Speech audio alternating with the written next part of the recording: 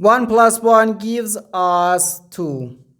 And 2 times 2 equals 4. So 8 divided by 4 gives us 2.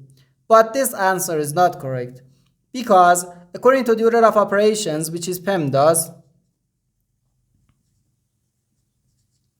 P stands for parentheses, E stands for exponent, M and D stands for multiplication and division, and A and S stands for addition and subtraction.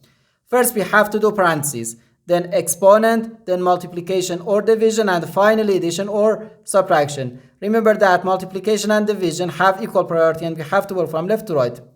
And the same applies to addition and subtraction.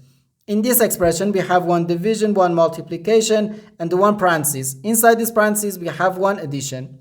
Here we have a multiplication because in mathematics, when a number is placed next to parentheses, it means multiplication. And we usually don't write the multiplication sign for brevity.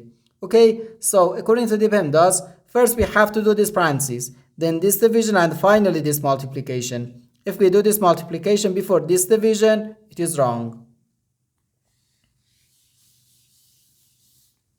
So first we have to do this parentheses. Inside this parentheses we have 1 plus 1, which equals 2. So we have 8 divided by 2, then times 2.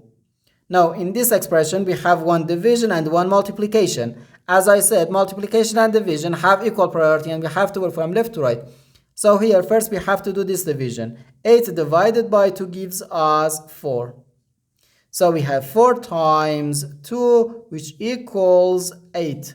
And this is our final answer to this problem. The correct answer is 8.